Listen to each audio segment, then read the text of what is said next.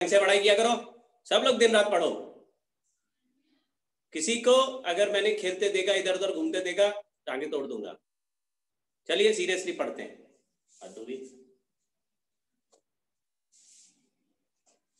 Loudness का एक formula last class में हमने कर दिया था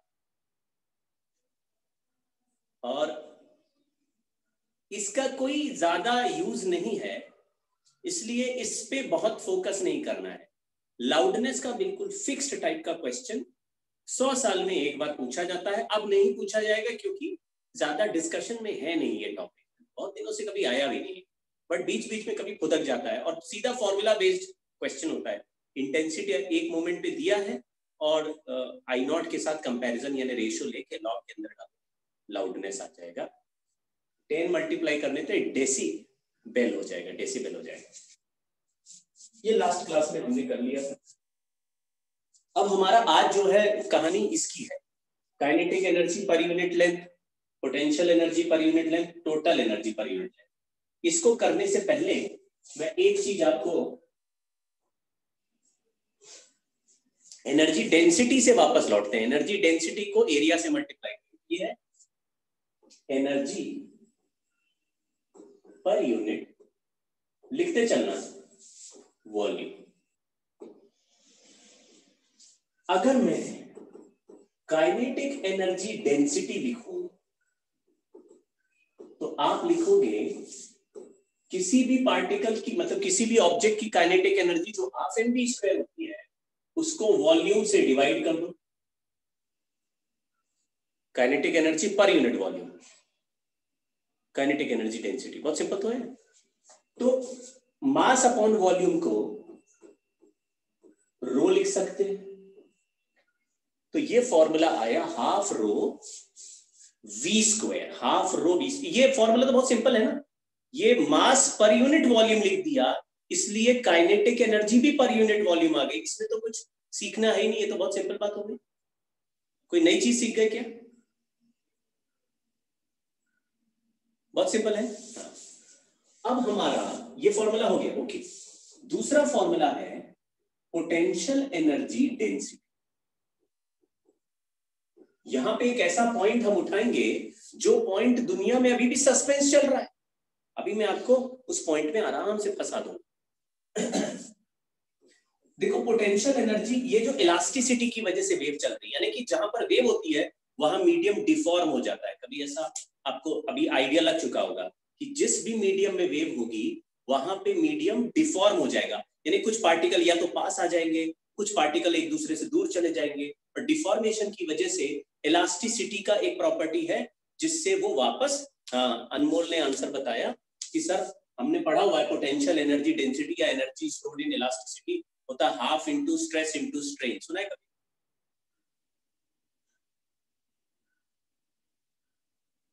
तो half into stress into strain, उसी से कर लेते हैं, स्ट्रेस इंटू स्ट्रेन। अब आपको ये याद होगा कि लास्ट क्लास में मैंने आपको सिखाया था, जैसे स्ट्रेस को तो लिखते हैं यंग्स मॉडुलस इंटू स्ट्रेन, कभी सुना है? Modulus of elasticity into strain. तो क्या ऐसे हो जाएगा?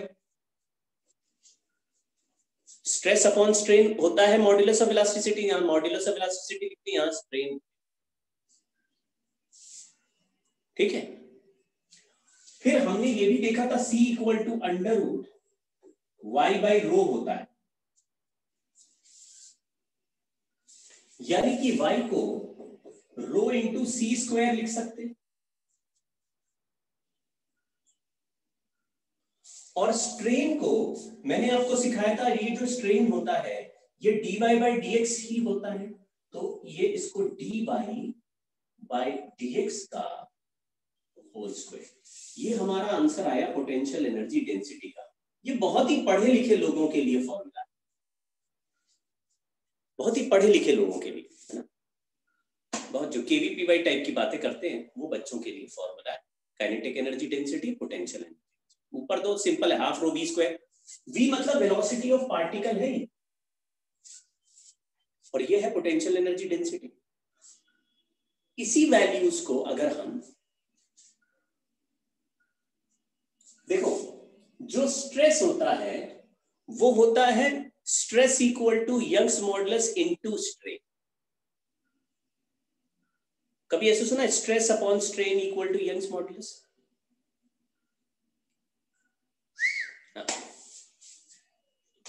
ये हो गया। अब मैं आपको एक सवाल पूछता हूं, अगर मुझे किसी वेव के वाई एक्स का ग्राफ ऐसा दिख रहा है, ये वाई एक्स का ग्राफ, ये ट्रांसवर्स वेव भी हो सकता है, लॉन्गिट्यूडनल भी हो सकता है। लॉन्गिट्यूडनल में पार्टिकल आगे पीछे ऑसिलेट करते हैं, लेकिन ग्राफ बनाएंगे तो आगे चलने को भी वाई डायरेक्शन में बनाना पड़ेगा और ओरिजिनल पोजीशंस को एक्स में बनाना पड़ेगा। तो जैसे कोई पार्टिकल ज्यादा डिस्प्लेस्ड है, कोई कम डिस्प्लेस्ड है, कोई ज्यादा डिस्प्लेस्ड है, कोई कम, मतलब कोई अपनी पोजीशन से आगे डिस्प्लेस्ड है और कोई पार्टिकल अपनी पोजीशन से पीछे डिस्प्लेस्ड है, सब ऐसे ऑसिलेशन करते हैं। तो ये वाई एक्स का ग्राफ है, हमने एक बार देखा था कि हम अलग अलग पॉइंट का बता सकते हैं कि किसका वेलोसिटी का डायरेक्शन क्या है और कौन सा वेलोसिटी। जैसे ये पॉइंट ए है, यहाँ पॉइंट बी है, यहाँ पॉइंट सी है, यहाँ पॉइंट डी है। अब मैं आपसे सवाल पूछता हूं बच्चों कि ए बी सी और डी में से किन पार्टिकल की काइनेटिक एनर्जी सबसे ज्यादा? अगर मैं बोलूं मैक्सिमम काइनेटिक एनर्जी डेंसिटी, किस जगह पर काइनेटिक एनर्जी डेंसिटी, यानी कि उस जगह यूनिट वॉल्यूम का एक टुकड़ा ले, छोटा सा टुकड़ा डीएम मास का ले या छोटा वॉल्यूम यूनिट वॉल्यूम ले, तो कहां पर ज्यादा एनर्जी होगा? काइनेटिक एनर्जी डेंसिटी बताओ, मैक्सिमम काइनेटिक एनर्जी डेंसिटी कहां पे होगा? एट, बताओ जल्दी।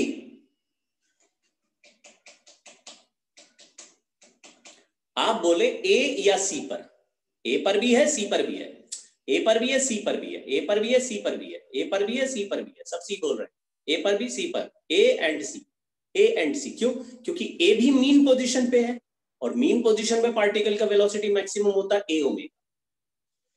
सी वाला पार्टिकल भी मीन पोजीशन क्रॉस कर रहा है, उसका वेलोसिटी भी मैक्सिमम होगा ए ओमेगा। कुछ आपको एसएचएम की बात याद आ रही है? अगर एक पार्टिकल ऐसे ऑसिलेट कर रहा हो वाई एक्सिस में, तो ऊपर जाते समय भी मीन पोजीशन और नीचे जाते समय भी मीन पोजीशन पे ही फास्टेस्ट चलता है। एनर्जी लिख रहे भाई, यहाँ नेगेटिव नहीं होता, हाफ एम बी स्क्वायर है भाई, नेगेटिव नहीं होता, ऊपर जाओ या नीचे जाओ, मैक्सिमम हो गया दोनों जगह। So potential kinetic energy maximum at A and C, A and C. अब मुझे बताओ पोटेंशियल एनर्जी कहां पे मैक्सिमम है?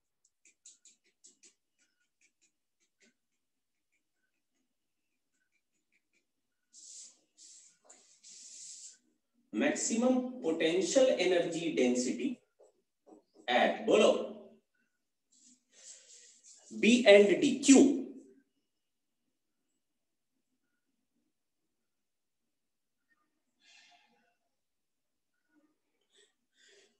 क्योंकि जहां काइनेटिक एनर्जी ज्यादा वहां पोटेंशियल एनर्जी कम होती है। क्या ये रीजन है? जहां काइनेटिक एनर्जी ज्यादा वहीं पोटेंशियल एनर्जी। एक बंदा बोल रहा मैक्सिमम डिस्प्लेसमेंट है वहां पे, आयुष्मान ने बोला जहां मैक्सिमम डिस्प्लेसमेंट है यानी जहां एक्सट्रीम पोजीशन में वहां पे पोटेंशियल एनर्जी मैक्सिमम होती। क्या थोड़ा एसएचएम के हैंगओवर से बाहर आते? मैंने आपको बोला था जब चैप्टर स्टार्ट हो रहे थे कि एसएचएम और वेव में यहां अंतर है। इस फॉर्मूले को देखो, अपनी गट फीलिंग पे मत जाओ, इस फॉर्मूले को देखो, पोटेंशियल एनर्जी डेंसिटी को। यही मोस्ट ऑफ द बच्चों को नहीं पता है जो अब आपको बता। देखो पोटेंशियल एनर्जी डेंसिटी लिख रहे हैं हाफ रो सी स्क्वायर, सी तो स्पीड ऑफ वेव है, कांस्टेंट है, रो कांस्टेंट है, D Y by D X whole square. A और सी, बी और डी, कहां पर D Y by D X का वैल्यू मैक्सिमम है? मैक्सिमम मतलब मैग्नीट्यूड, क्योंकि होल स्क्वायर करेंगे तो D Y by D X पे डिपेंड कर रहा है। D Y by D X सबसे ज्यादा ए और सी पर है, तो पोटेंशियल एनर्जी कहां पर मैक्सिमम होगी? वो भी होगी ए एंड सी पर। इसलिए टोटल एनर्जी भी मैक्सिमम होगी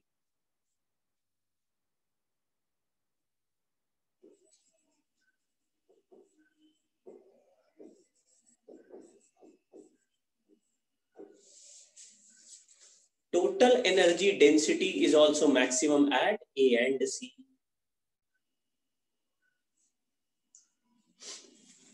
Any problem? इसका क्या रीजन है? ये तो सर हमारा तो फंडामेंटल लॉ खराब कर दिया आपने। हमने बचपन में सीखा था। एक मिनट।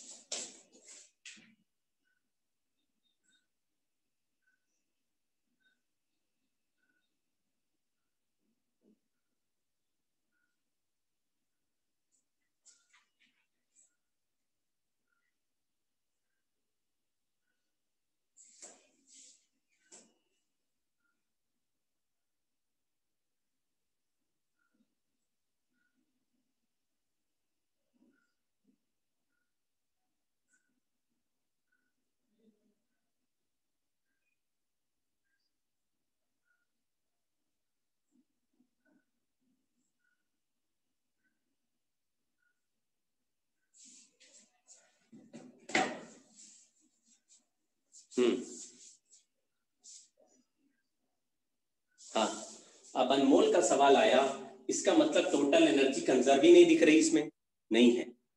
और टोटल एनर्जी कंजर्व नहीं होने का पोटेंशियल एनर्जी का फॉर्मूला देखा ना हमने, dy बाय dx पे डिपेंड कर दिया, dy बाय dx पे। तो dy बाय dx का वैल्यू स्लोप होता है, स्लोप, और स्लोप मैक्सिमम है या तो a पर या c पर, a और c पर स्लोप मैक्सिमम। तो मैक्सिमम वैल्यू यहां रखेंगे तो ये आंसर भी मैक्सिमम बन जाएगा। पोटेंशियल एनर्जी डेंसिटी मैक्सिमम आएगा ए और सी। अब ये कैसे हुआ कि काइनेटिक एनर्जी भी वहीं ज्यादा और पोटेंशियल एनर्जी भी वहीं ज्यादा और टोटल एनर्जी भी वहीं ज्यादा? तो ये तो बेमानी हो गया। हम तो सीखते थे कि एनर्जी कंजर्व होती दुनिया में, यानी काइनेटिक एनर्जी जहां ज्यादा वहां पोटेंशियल कम, तभी तो पार्टिकल वापस आएगा। तो गेम ये है कि पार्टिकल की पोटेंशियल एनर्जी और काइनेटिक एनर्जी कभी इंटर कन्वर्ट नहीं होनी चाहिए वेव में। क्यों? क्योंकि अगर एक पार्टिकल अपनी काइनेटिक एनर्जी बढ़ाए और अपनी ही पोटेंशियल एनर्जी कम करे तो उसकी टोटल एनर्जी कंजर्व हो जाने से वो दूसरे को एनर्जी देगा ही नहीं। किसी की अगर एनर्जी कंजर्व है इसका मतलब है वो दूसरे को एनर्जी देगा या नहीं देगा? नहीं देगा। अगर किसी की एनर्जी कंजर्व है इसका मतलब है वो ना तो दूसरे से एनर्जी लेगा ना दूसरे को एनर्जी देगा, खुद ही अपने में मस्त रहेगा। एसएचएम करता हुआ एक पार्टिकल अपने में मस्त रहता है, लेकिन ये सारे पार्टिकल आपस में जुड़े हुए हैं। ये अपनी एनर्जी अपने पास सेव नहीं कर रहे, ये अपनी एनर्जी को दूसरे को ट्रांसफर कर रहे हैं। तो जो मीन पोजीशन पे पार्टिकल है उसकी काइनेटिक भी ज्यादा है और पोटेंशियल भी ज्यादा है। तो जब ये ऊपर जाएगा तो इसकी काइनेटिक और पोटेंशियल दोनों एनर्जी कम होने लगेगी और बाजू वाले की काइनेटिक और पोटेंशियल एनर्जी बढ़ने लगेगी क्योंकि वो नीचे जा रहा है। तो आपको ऐसा लगेगा इन अ वे ए की एनर्जी बी की तरफ ट्रांसफर हो। फिर जब बी नीचे पहुंचेगा तो उसकी काइनेटिक पोटेंशियल एनर्जी ज्यादा हो जाएगी, तो फिर वो एक्सट्रीम पोजीशन की तरफ जाएगा क्योंकि वो अब चाहता है कम एनर्जी पे। तो वो जब चेंज करेगा तो अपनी एनर्जी दूसरे को देगा। गेम समझ गए? तो जो एक्सट्रीम पे है वो वापस क्यों आ रहा है? क्योंकि एक्सट्रीम वाले पार्टिकल की एनर्जी कम है और बाजू वाला पार्टिकल क्या चाहता है कि उसकी कम हो जाए। तो एक पार्टिकल ऊपर की तरफ भागेगा और दूसरों को कहेगा तुम नीचे चलो। फिर जो ऊपर चला गया वो खुश है वहां, लेकिन उसके बाजू वाला पार्टिकल बोलेगा नहीं तुम नीचे आओ मैं ऊपर जाऊंगा। तो हर पार्टिकल दूसरे को नीचे और अपने आप को ऊपर खींचेगा, जिससे कि सिस्टम में एनर्जी एक पॉइंट से दूसरे पॉइंट ट्रांसफर की जाएगी। तो आपको ये बात तो क्लियर है ना कि transfer of energy is wave, conservation of energy is not wave.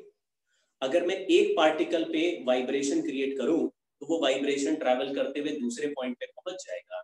इसका मतलब है ये पार्टिकल अपनी एनर्जी को होल्ड नहीं कर रहा, ये दूसरे को दे रहा, दूसरा तीसरे को दे रहा है। अगर एक की ही एनर्जी कंजर्व कर देंगे तो दूसरे का देगा ही। तो आपको अब से ये बात क्लियर हो गई, आपको ये भी पता चल गया कि यहाँ पे एसएचएम की तरह मोशन कराएंगे, एसएचएम की तरह काइनेटिक एनर्जी देंगे, लेकिन एसएचएम की तरह पोटेंशियल एनर्जी नहीं। जो काइनेटिक एनर्जी है वही पोटेंशियल एनर्जी है। अगर मैं किसी मोमेंट पे आपको बोलूं कि ऐसे वेव में किसी एक पार्टिकल की किसी एक मोमेंट पे 5 मिली जूल एनर्जी है, वेव में किसी एक मोमेंट पे किसी एक पार्टिकल की काइनेटिक एनर्जी 5 मिली जूल है, तो उसकी पोटेंशियल एनर्जी क्या है? वो भी 5 मिली जूल। तो उसकी टोटल एनर्जी क्या है? वो 10 मिली जूल है। ठीक है, तो हम यहाँ पे थोड़ी जगह बना के लिख देते हैं। आप तो लिख दो kinetic energy density equal to potential energy density at any point, at any point. Kinetic energy density is equal to potential energy density at any total energy density is double of kinetic energy density at any point.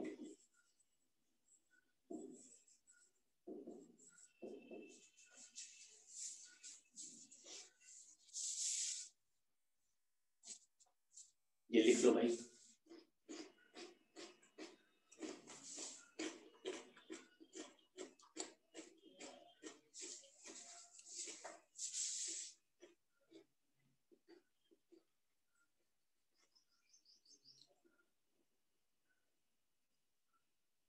एक minute, हाँ क्या कह रहे हो भाई?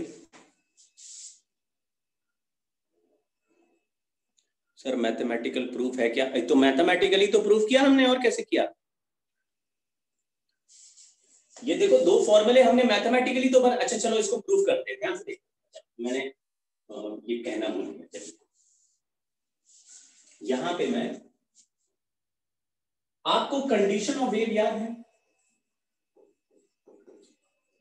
एक condition हमने लिखी थी जिसमें velocity of particle equal to minus of speed into D by D X, यानी स्ट्रेन था। किसी को ये कंडीशन याद है?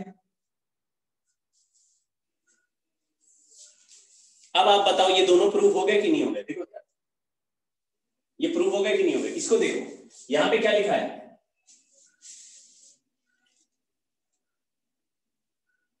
और यहां लिखा C D Y by D X. C वहां पे लिखा वीपी, यहां C D Y by D X. अभी हमने क्या लिखा था? वीपी और C D Y by D X दोनों तो सेम होते हैं वैल्यू हमेशा। किसमें? ये जो हम लोग ट्रांसवर्स वेव कर रहे हैं। याद रखिए ये कहानी केवल ट्रांसवर्स वेव के लिए ट्रू है, सॉरी ट्रांसवर्स नहीं, ट्रैवलिंग वेव के लिए, यानी प्रोग्रेसिव वेव जो हम पढ़ रहे हैं उसके लिए ट्रू है। आगे चल के एक स्पेशल वेव बनेगी जिसका नाम होगा स्टैंडिंग वेव, उसके लिए ये बात ट्रू नहीं है। फिर से बोलता हूं, आगे चल के एक स्पेशल वेव बनेगी जिसका नाम स्टैंडिंग वेव है, उसके लिए काइनेटिक और पोटेंशियल एनर्जी दोनों इक्वल नहीं होगी। उसके किसी भी पॉइंट पर काइनेटिक एनर्जी और पोटेंशियल एनर्जी का वैल्यू इक्वल नहीं होगा। समझे क्या? स्टैंडिंग वेव में नहीं होगा, ये ट्रैवलिंग वेव में होगा, प्रोग्रेसिव वेव में। जिसको हम वेव कहते हैं वो प्रोग्रेसिव। चलिए, तो kinetic energy per unit length के लिए ये एवरेज काइनेटिक एनर्जी लिख रहे हैं। एवरेज काइनेटिक एनर्जी का formula half ma square if y is equal to a sin omega t minus ax plus, ऐसे कोई भी इक्वेशन साइन वाला नहीं। तो काइनेटिक एनर्जी का फॉर्मूला लिख रहा हूं बच्चों, 1/4 ma square omega square by l per unit length. Mass per unit length को half mu A square omega square, half भी नहीं भाई।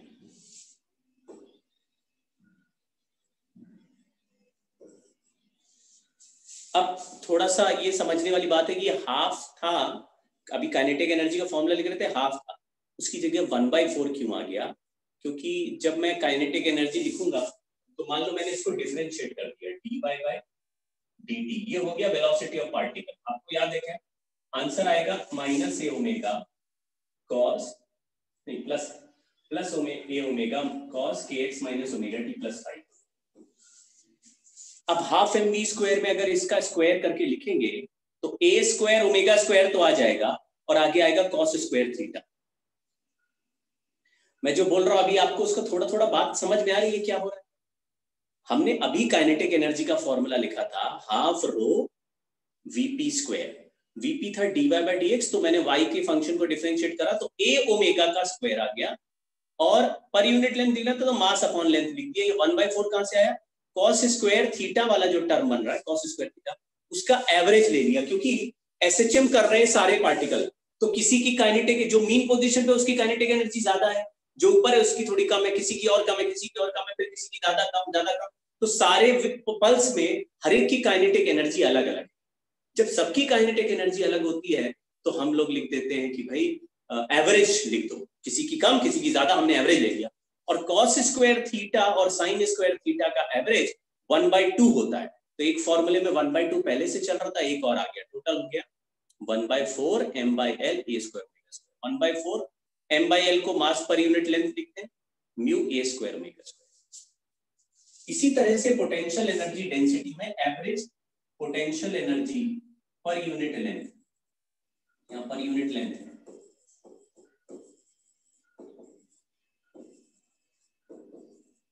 1/4 mu a square omega square.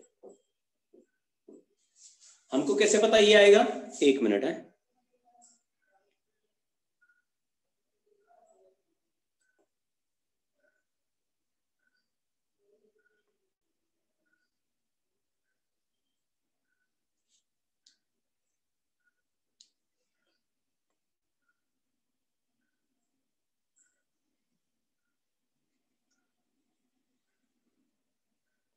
हाँ, हमने जो देखा कि काइनेटिक और पोटेंशियल एनर्जी का आंसर सेम आता है प्रोग्रेसिव वे में, तो दोनों सेम।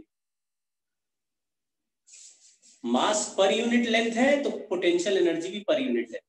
अगर मास का वैल्यू m लिख देंगे तो potential energy of mass m आ जाएगी, समझ गए।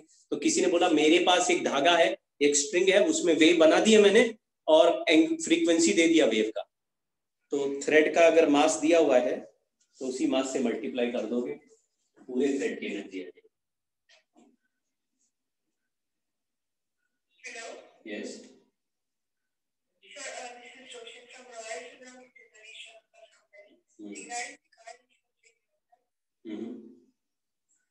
आप सभी कोटेशन भेज दीजिए। No no it is not the right time, I you send me the quotation.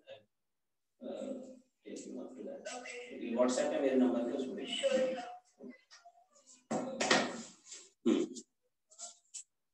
Total energy बच्चों, एवरेज टोटल एनर्जी, बताओ क्या आंसर होगा।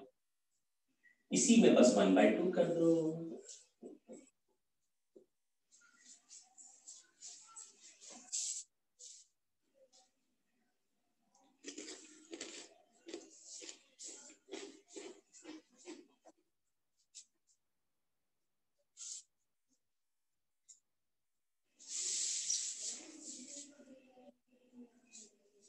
तो टेंशन नहीं लेना होता है, यही हो गया answer. Kinetic energy per unit length, potential energy per unit length. और मान लीजिए बोलता है नहीं 2 मीटर का थ्रेड है तो बताओ टोटल एनर्जी कितनी होगी यार, पर यूनिट लेंथ को 2 मीटर से मल्टीप्लाई कर दो।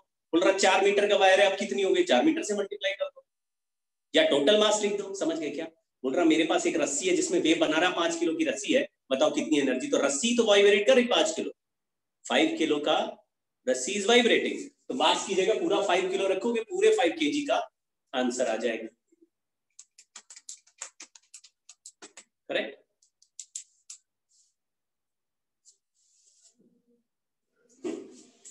एवरेज पावर का formula P average is half rho a square omega square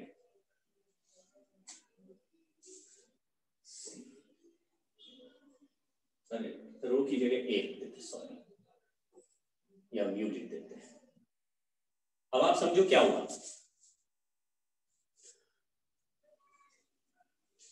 previous page देख लो, इस पे ध्यान देना, इस फॉर्मूले पे ध्यान देना। ये 1 मीटर के मीडियम की एनर्जी है, टोटल एनर्जी। अच्छा बताओ, अगर कोई वेव c स्पीड से चल रहा हो तो time taken to move 1 metre कितना होगा, बताओ। Time taken to move 1 metre कितना होगा। T इक्वल टू क्या लिखेंगे, है c स्पीड से चल रहे हो तो 1 मीटर कितनी देर में कवर करो। डिस्टेंस 1 मीटर है और स्पीड c है 1/c, करेक्ट। अब पावर होता है रेट ऑफ एनर्जी फ्लो।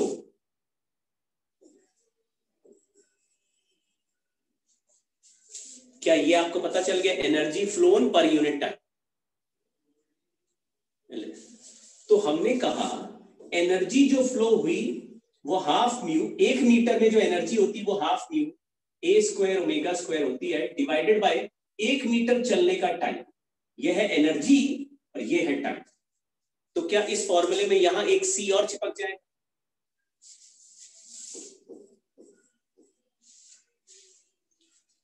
तो आंसर आया half mu a square omega square c। ये जो म्यू होता है इसको density into cross section area भी लिख सकते हैं। तो half rho a square omega square c into cross section area, ऐसा भी लिख सकते हैं एवरेज पावर का फॉर्म।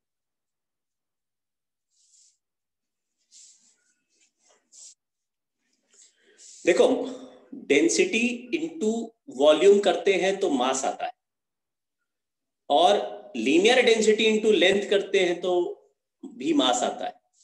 तो ऐसा होना चाहिए ना, density into area into length, ये मास हो गया, equal to mass per unit ये इनटू एल।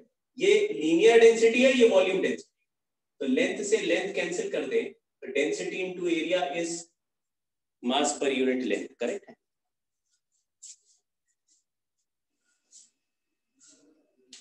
मतलब अलग टर्म में लिख दिया, एक तो लिख दिया इसके टर्म में mu a square omega square c और half rho a square omega square c into a। ये रो इनटू a का वैल्यू। फॉर्मूले पे ही ध्यान देना, ज्यादा डेरिवेशन नहीं है इसमें। ये इंपॉर्टेंट फॉर्मूला हो गया, ये वाला इंपॉर्टेंट।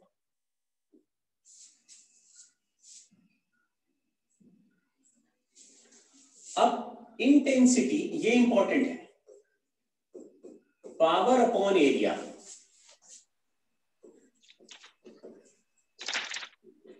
फॉर्मूला है half row a square omega square c into a upon area a से काट दो तो इंटेंसिटी हो गई half rho a square omega square c। थोड़ा ध्यान दोगे तो दोनों फॉर्मूले याद रहेंगे, कोई एक याद करोगे तो दूसरा याद आ जाएगा। Half rho a square omega square c,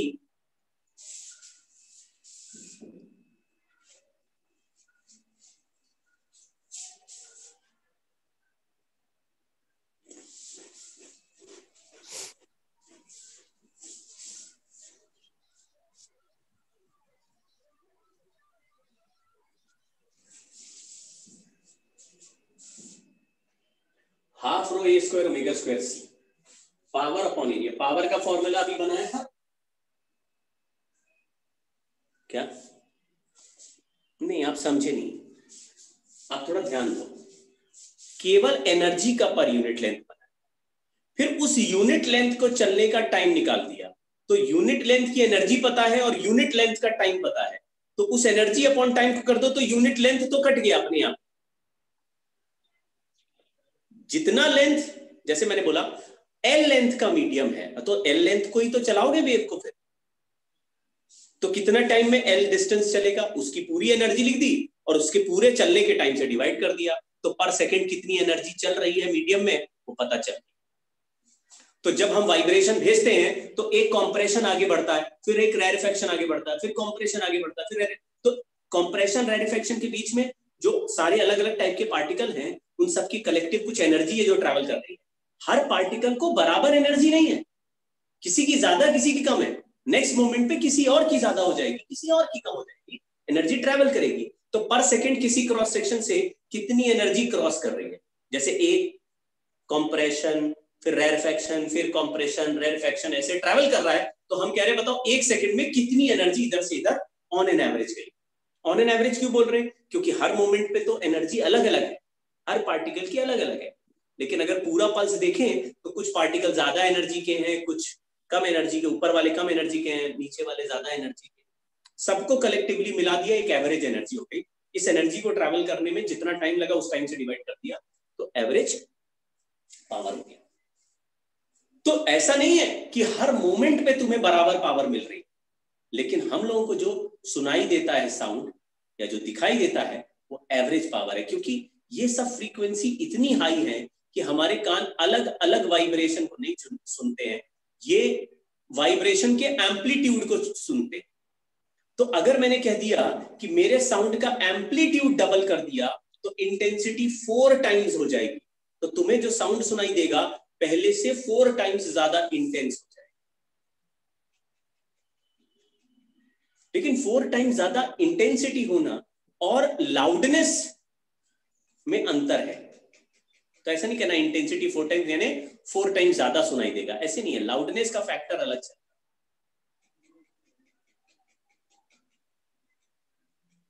ठीक है, हमको साउंड का डिस्प्लेसमेंट सुनाई नहीं देता, हमको एम्पलीट्यूड सुनाई देता है। हम जब जैसे मान लो मेरे सामने किसी ने 50 हर्ट्ज का साउंड छोड़ा तो 1 सेकंड में 50 बार मेरा कान ऐसा वाइब्रेट होगा, लेकिन मेरा दिमाग उस वाइब्रेशन का एम्पलीट्यूड बस पकड़ेगा कि अच्छा इतना एम्पलीट्यूड है मतलब इतना ज्यादा सुना, उसका इलेक्ट्रिकल सिग्नल उतना खतरनाक बनेगा, फिर दिमाग में रिएक्शन उतनी ज्यादा जाएगी, अरे बाप रे इतना तेज साउंड, ज्यादा वाइब्रेट मतलब बड़े ऑसिलेशन के एम्पलीट्यूड से डिसाइड करेगा दिमाग। ये नहीं कि जब वाइब्रेशन हो रहा है तो मुझे साउंड कम ज्यादा सुनाई दे रहा है। जब हमारे ईयर ड्रम वाइब्रेट हो रहे होंगे तो ईयर ड्रम के वाइब्रेशन में पहले ईयर ड्रम अपने नॉर्मल पोजीशन पे था, मान लो कि 1 सेंटीमीटर का ऑसिलेशन आया, 1 सेंटीमीटर आगे गया, 1 सेंटीमीटर पीछे गया, तो ऐसे नहीं सोचना कि सर 1 सेंटीमीटर अचानक थोड़ी ना गया, पहले 0.1 0.2 0.3 0.4 ऐसे करके जा रहा है, तो साउंड का आवाज बढ़ती जाएगी, जब 1 पे पहुंचा तो सबसे ज्यादा हमको केवल एम्पलीट्यूड सुनाई देता है। कुछ समझे?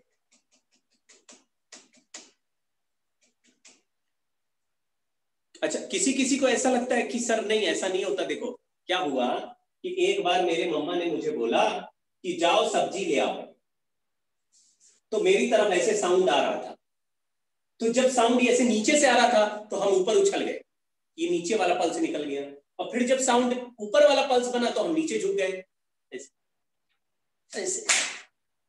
तो एक बार ऊपर से एक बार नीचे से पल्स निकल गया, मुझे सुनाई। अरे किसी की आवाज आ रही है, लग रहा है किसी की मम्मी का साउंड आने भी लगा।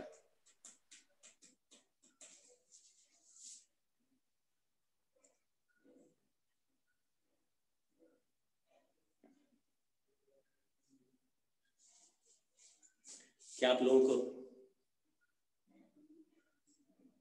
मैंने क्या बोला वो नहीं समझे, कि मम्मा ने क्या बोला वो नहीं समझे? मम्मी और पापा की आवाजें तो सुनाई वैसे भी नहीं देती आजकल। उसका मतलब ये नहीं है कि वो ऐसी वेव फेंक रहे हैं कि जिसमें तुम साइड हो गए और फिर इस साइड हो गए तो सर थोड़ा इधर से निकल गई, थोड़ा उधर से निकल गई।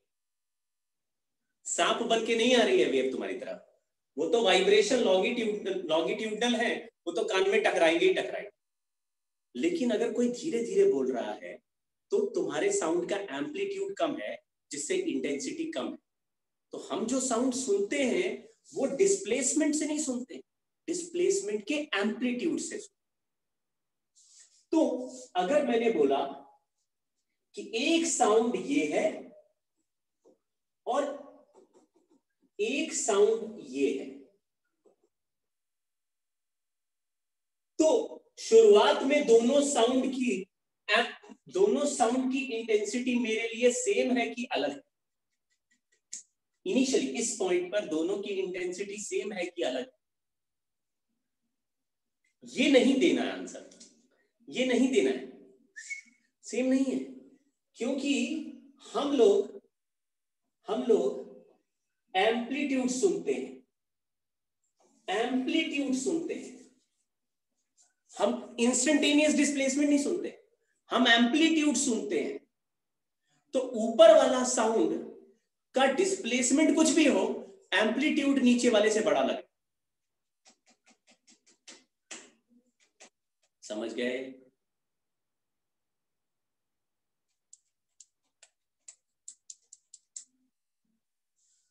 तो इसीलिए एवरेज इंटेंसिटी और एवरेज पावर के फॉर्मूले पढ़ाए जाते हैं, जिससे कि सुनने वाले साउंड के बारे में आपको ये ध्यान रखना पड़े कि एम्पलीट्यूड क्या हो गया है। बस इंस्टेंटेनियस डिस्प्लेसमेंट दो वेव का सेम हो सकता है, फिर भी दोनों की इंटेंसिटी अलग अलग होंगी। दो चीजें हैं, या तो मीडियम अलग हो जाए, या डेंसिटी तो मीडियम की है, लेकिन बोल रहा है कि दोनों हवा में है तो डेंसिटी सेम हो गई, और दोनों सेम फ्रीक्वेंसी के साउंड है तो ओमेगा भी सेम हो गया। हवा में स्पीड भी सेम होती है, कांस्टेंट, मतलब जो भी हवा में स्पीड होती है वो होती है, वो चाहे फ्रीक्वेंसी कोई भी हो सेम होती है, तो ये इफेक्टिवली सेम है। लेकिन मान लो दो लोग ड्रम बजा रहे हैं, एक ज्यादा तेजी से ज्यादा बड़े बड़े टक्कर मार रहा है तो उसका ड्रम का वाइब्रेशन ज्यादा बड़े एम्पलीट्यूड का है, और तो एक धीरे धीरे ड्रम बजा रहा है जिसका वाइब्रेशन का एम्पलीट्यूड का, तो जो कम एम्पलीट्यूड का वाइब्रेशन है उसका साउंड का इंटेंसिटी भी आपको कम सुनाई देगा। ये तो आपने फील भी किया ही होगा।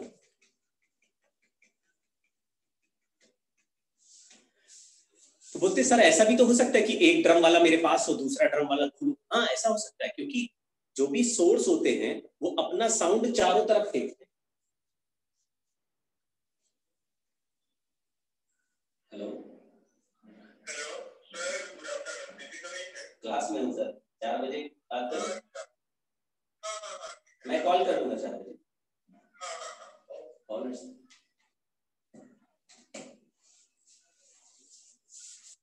हाँ तो ये सर ट्यूनिंग फोर्क में स्विंग क्या होता है? अच्छा आवाज, क्या आवाज लिखी तुमने? स्विंग,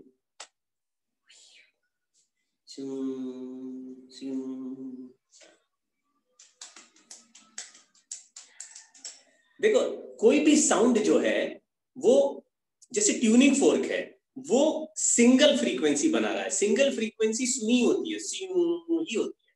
लेकिन हमारी वोकल कॉर्ड एक नहीं है, हजारों वोकल कॉर्ड मिलके हजारों तरह के वाइब्रेशन को मिक्स करके एक पर्टिकुलर साउंड बन रहा है।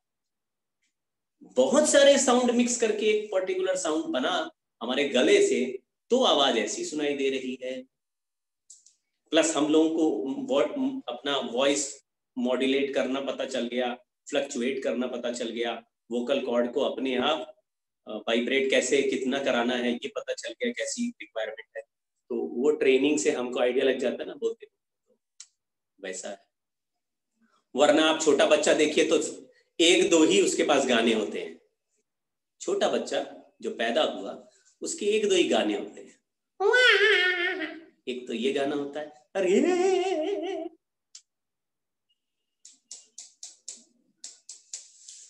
तो उसने अभी ट्रेनिंग नहीं लिया, वोकल कॉर्ड उसका अभी ट्रेन नहीं हुआ, उसके दिमाग ने अभी सिग्नल नहीं भेजे कि अरे ये भी आवाज निकाल सकते हो, ये भी निकाल सकते हो, बोल भी लो, बाद में तुम्हारी एज तक आते आते तुम गाली भी दे सकते हो, भैया वो भी तो सीख लो।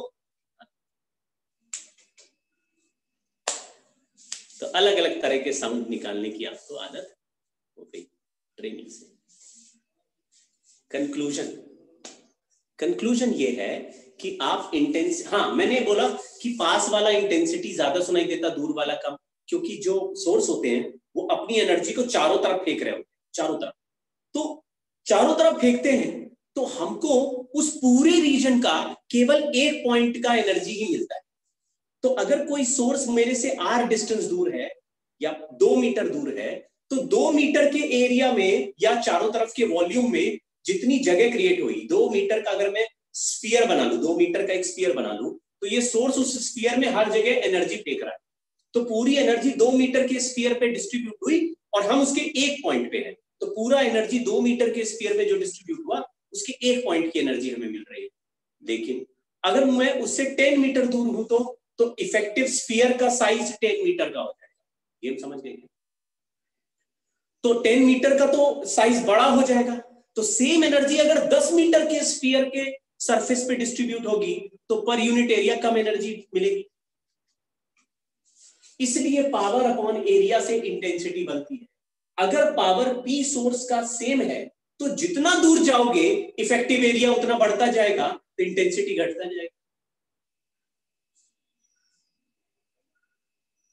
तुमने बोला हमारे पास एक स्पीकर है जो 200 वॉट का है, तो 200 वॉट का स्पीकर 200 जूल एनर्जी एक सेकंड में फेंक रहा है। लेकिन मैं उससे जितना दूर खड़ा हो जाऊंगा इफेक्टिव एरिया उतना ज्यादा हो जाएगा, तो पर यूनिट एरिया जो पहुंचेगी वही मेरे कान को वाइब्रेट कराएगी, वही मुझे एम्पलीट्यूड देगी, वो इंटेंसिटी कम हो गई, तो मेरे कान को एम्पलीट्यूड वाइब्रेशन कम हो जाएगा, क्योंकि इंटेंसिटी जब कान में जाएगा तो एम्पलीट्यूड देगा, उसको वाइब्रेशन कराएगा, है ना। लाइट में भी ऐसा ही है, एक बल्ब पास में है, बल्ब जला के अपनी आंखों के बिल्कुल पास रखो, आंखें बंद हो जाएंगी, लेकिन अगर दूर रख दो, बहुत दूर, तो वही बल्ब है लेकिन उसकी रोशनी कम अपीयर होगी, लगेगा क्या यार फर्जी बल्ब लग रहा है, जितना दूर रखोगे उतना कम हो जाएगी एनर्जी। तो ये आपको बेसिक एनर्जी डिस्ट्रीब्यूशन थोड़ा थोड़ा समझ में आ गया है, ज्यादा इसमें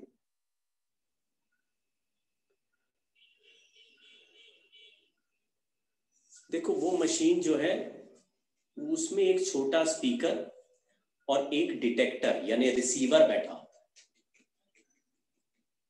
और बाकी इलेक्ट्रोमैग्नेटिक इंडक्शन, जैसे हम लोग उसमें भोंपू में बोलते हैं, माइक में बोलते हैं, और आवाज एम्पलीफाई करके आती है ना, तो उसमें कुछ ट्रांजिस्टर लगे होते हैं। ट्रांजिस्टर एक सेमीकंडक्टर डिवाइस है जो छोटे करंट को बड़े करंट में कन्वर्ट कर देता है, तो छोटे ऑसिलेशन को बड़े ऑसिलेशन में कन्वर्ट कर देता है, तो छोटा एम्पलीट्यूड वाला करंट गया और ट्रांजिस्टर ने उसको खींच के बड़ा एम्पलीट्यूड कर दिया और उसको साउंड बना के बाहर फेंक दिया। आपने कभी स्पीकर देखे? स्पीकर मतलब जो स्पीकर सिस्टम होते हैं, है क्या कभी देखा उसमें मैग्नेट लगा रहता है? ऐसा कभी देखा आपने? कभी देखा है मैग्नेट लगा रहता है? मैग्नेट, और उसमें एक मेम्ब्रेन भी होती है, मेम्ब्रेन, हाँ डायफ्राम, और उस स्पीकर के मैग्नेट में ऐसे पीछे रिंग जैसी होती है, और उसके आगे जो डायफ्राम या मेम्ब्रेन है, मेम्ब्रेन के बीच में एक रिंग जैसी रिंग फंसी रहती है, रिंग उस मेम्ब्रेन पे फंसी रहती है,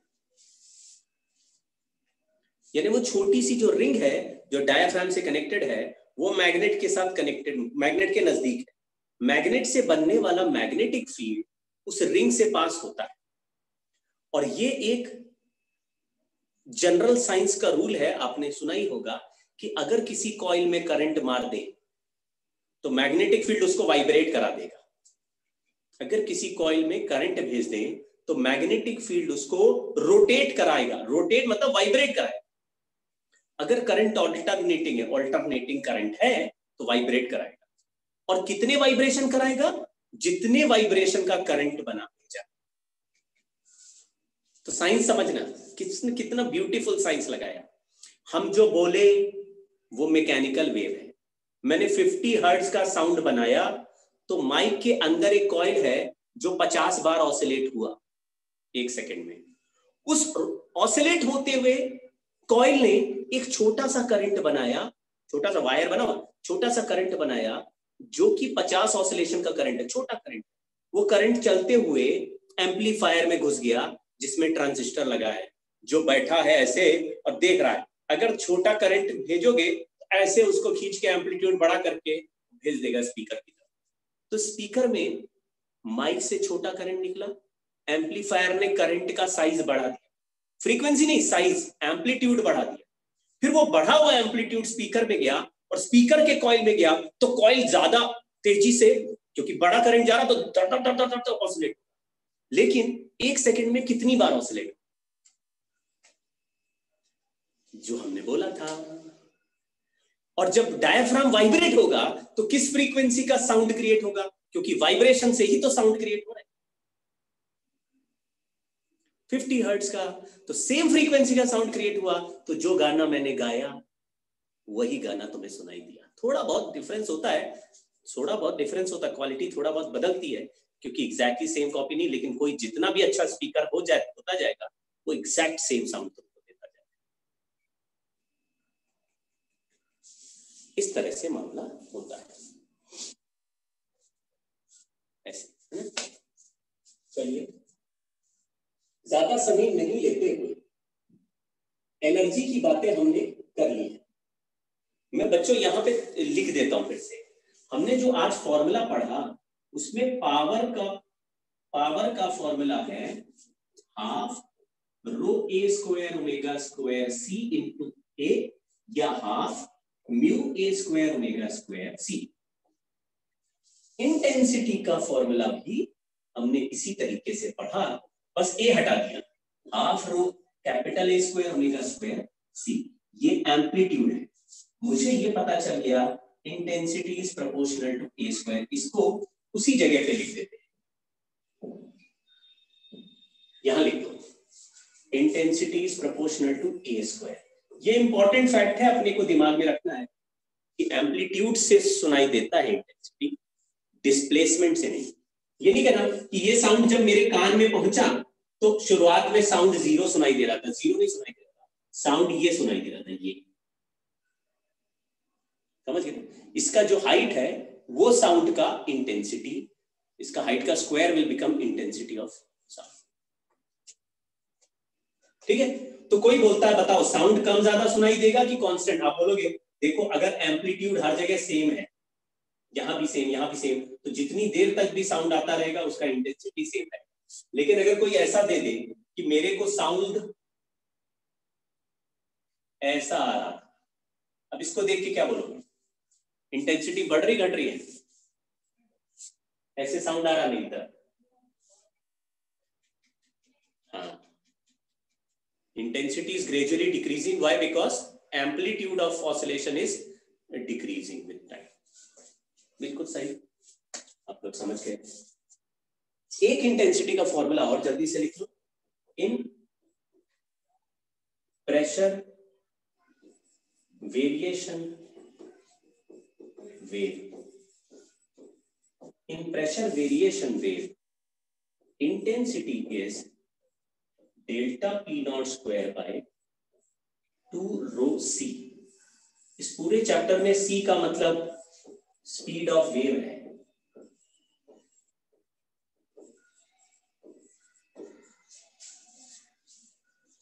ये डेराइव कैसे हुआ, जैसे डेल्टा पी नॉट आपको याद है बी ए के था, बी ए के,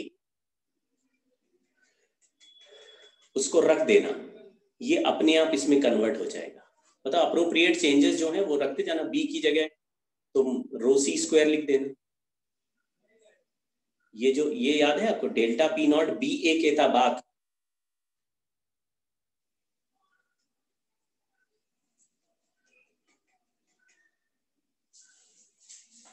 ये प्रेशर वेरिएशन कहां से आ गया। प्रेशर वेरिएशन वेव क्या होता है, लॉन्गिट्यूडनल वेव को दो तरीके से रिप्रेजेंट करने का तरीका बनाया लोगों ने। क्या क्या कि लॉन्गिट्यूडनल वेव में पार्टिकल डिस्प्लेस भी होता है और लॉन्गिट्यूडनल वेव में पार्टिकल के बीच का प्रेशर भी बदलता है। तो अगर प्रेशर के टर्म्स में वेव लिख दिया तो प्रेशर वेरिएशन, दो पार्टिकल पास दूर आते हैं तो प्रेशर बदलता है। तो हमने लास्ट क्लास में देखा था कि प्रेशर वेरिएशन का formula delta P not cos के एक्स माइनस ओमेगा टी ऐसे हो जाता है। ये जो डेल्टा पी नॉट था इसकी जगह था बी ए के,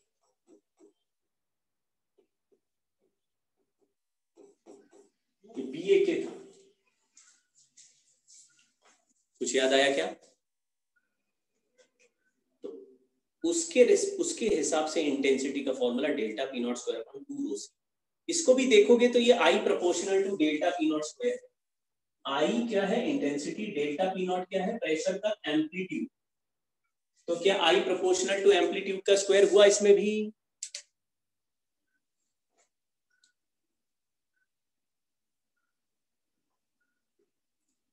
तो ये बात भाई थोड़ा याद करके रख लो।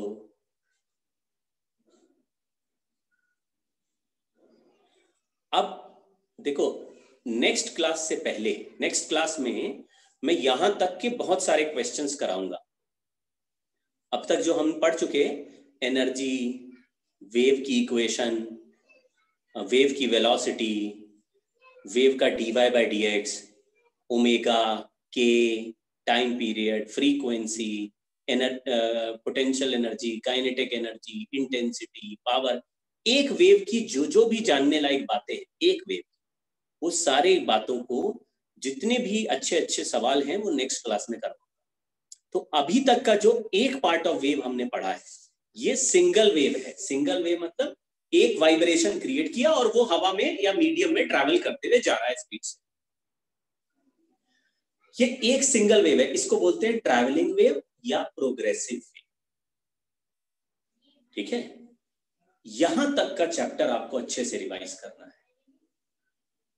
फॉर्मूला बेस्ड है अब तक का चैप्टर। याद होगा हमने शुरुआत में वेव की इक्वेशन पढ़ी थी, फिर हमने वेव की वेलोसिटी पढ़ी थी। वेव की वेलोसिटी स्ट्रिंग में अगर वेव चलती है तो √T/μ, और अगर लॉन्गिट्यूडनल वेव चलती है तो √Y/ρ या B/ρ, और गैस में वेव चलती है तो B/ρ में B को गामा P/ρ कर दिया और गामा P को गामा RT/m कर दिया। तो ऐसे 3 से 4 फॉर्मूले हमने लॉन्गिट्यूडनल और ट्रांसवर्स वेव के वेलोसिटी के बनाए। फिर मैंने कुछ एग्जांपल आपको कराया कि नीचे एंड पे वाइब्रेशन ऊपर तक कितनी देर में पहुंचेगा, और अगर डेंसिटी वेरिएबल हो गई तो कब पहुंचेगा, और क्या हो गया तो क्या होगा, वो सब हमने कर लिया। आपको याद आ रहा है? तो कल हम ये जो वेलोसिटी के क्वेश्चंस, एनर्जी के, पावर के, इंटेंसिटी के, और इक्वेशन कैसे बनाए, इक्वेशन के किस तरह के और क्वेश्चंस हो सकते हैं। अगर वेलोसिटी ऑफ पार्टिकल पूछ लिया तो -c/dx से वेलोसिटी कैसे निकाले, इस तरह के फॉर्मूले जो हमने पढ़ लिए 5, 6, 10, उसकी एक लिस्ट भी बना लो। अलग अलग जो हमने हेडिंग लिखा है इस चैप्टर में, हर हेडिंग का एक फॉर्मूला आपको जो लग रहा है मेन उसका बना के एक शॉर्ट नोट्स। इस चैप्टर में अगर आपने अभी तक का एक पेज का शॉर्ट नोट बना लिया, 15 से 20 रिजल्ट है, वो बना के उसको पढ़ना है। पहले आज पूरा पढ़ना, नेक्स्ट क्लास में क्वेश्चन करेंगे तो सवाल, लेकिन तभी आप समझ पाओगे जब आपको ये फॉर्मूले याद होंगे।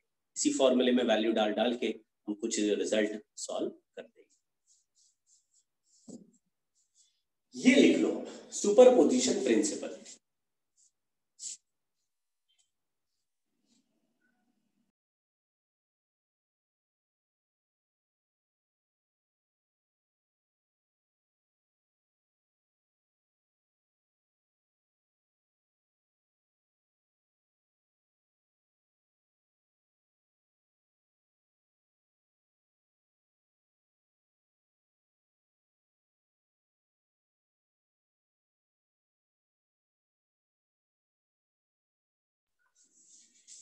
सुपरपोजिशन प्रिंसिपल क्या आपको याद है? हमने ये एसएचएम में भी पढ़ा हुआ है।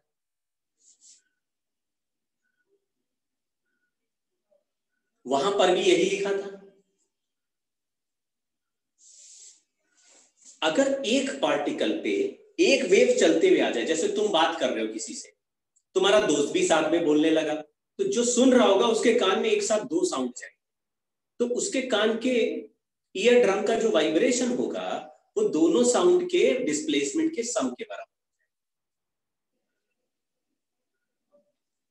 तो अगर कोई बोलता है हमारी एक पत्थर मारने से वाटर में वेव बन गई, एक पर्टिकुलर पार्टिकल किसी मोमेंट पे 2 मिलीमीटर ऊपर जाना चाहता था, दूसरी वेव दूसरा पत्थर मारने से वही पार्टिकल 3 मिलीमीटर ऊपर जाना चाहता था।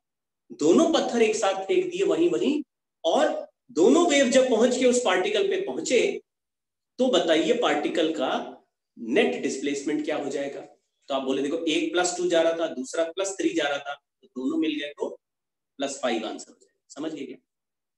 और अगर एक +2 और दूसरा -3 जाना चाहता था इंडिविजुअल वेव से, तो आपका आंसर -1 हो जाएगा।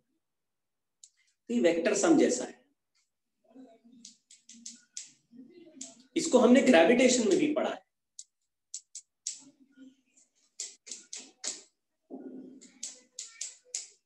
ठीक है, इसमें कुछ बहुत महान चीजें नहीं है, केवल एक महान चीज होती है सुपरपोजिशन प्रिंसिपल में हमेशा, कि ये y1, y2, y3 आपस में इंडिपेंडेंट होते हैं।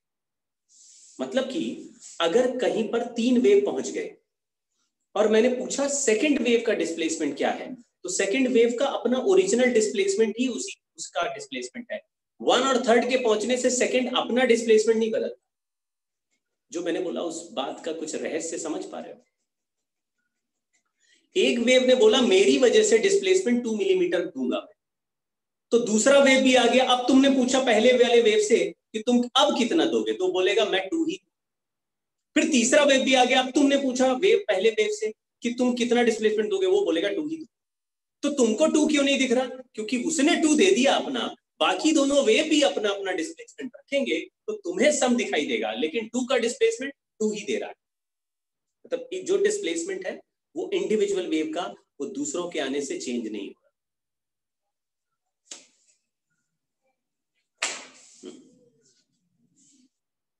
ये जनरल रिजल्ट है।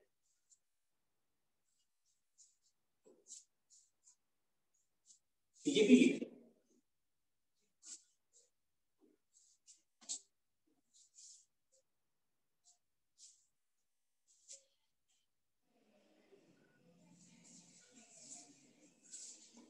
ये भी लिख लो। ये दोनों एक ही घर के लोग हैं, ये दोनों एक ही परिवार के हैं, ये अलग है। अब मैं जल्दी से इनका एक एक स्टेटमेंट में खुलासा कर देता हूं। इंटरफेरेंस एक प्रोसेस है, एक इवेंट है। इंटरफेरेंस एक प्रोसेस है या एक इवेंट है, एक घटना है जो घट गई है, उसको बोल रहे इंटरफेरेंस। उस इंटरफेरेंस के एक पर्टिकुलर तरीके का रिजल्ट स्टैंडिंग वेव, ये इवेंट है और ये उस इवेंट का आउटकम है। दोनों बातें समझ रहे? समझिए, ये हुआ T20 और ये हुआ सेंचुरी। ये T20 हुआ, ये किसी प्लेयर ने सेंचुरी बनाया, ये उसका आउटकम है। सेंचुरी खुद कोई इवेंट नहीं है, समझ गए? कोई ये नहीं कहता आज सेंचुरी खेलेंगे। T20 खेल सकते। T20 में कभी, अच्छा ये बताओ, T20 में जो खेलने जाएगा सबको सेंचुरी बनानी पड़ती है? या ये है विन और लूज, है ना? विनिंग और लूजिंग ये आउटकम है और T20 इवेंट है। दोनों टीम हार सकती है क्या? दोनों टीम जीत सकती है क्या? टाई नहीं करवा रहे, दोनों हार सकती है क्या? दोनों जीत सकती नहीं। तो दो तीन इवेंट्स हैं इसमें 2-3 इवेंट हैं इंटरफेरेंस में, उनमें से एक आउटकम, एक इवेंट का आउटकम स्टैंडिंग वेव है। ये आउटकम है, ये रिजल्ट है। Out of interference some interference will give you standing wave, some interference will not give you standing। ठीक, अब मैं खुलासा करता हूं, एक एक करके समझते जाना, दिमाग में पिक्चर बिठा लेंगे, मामला बहुत क्लियर हो जाएगा, मजा आ जाएगा कसम से। इंटरफेरेंस क्या, ध्यान सुनना, सुपरपोजिशन लिख भी लेना, सुपरपोजिशन ऑफ 2 और more waves of same frequency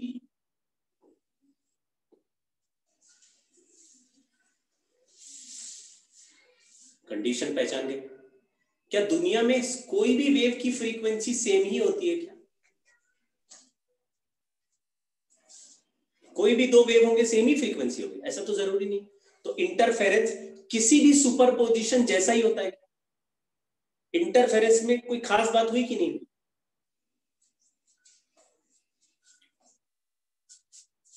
तो सुपरपोजिशन किसको कहते हैं बताओ भाई? सुपरपोजिशन किसको कहते होंगे? सुपरपोजिशन एक जनरल बात है।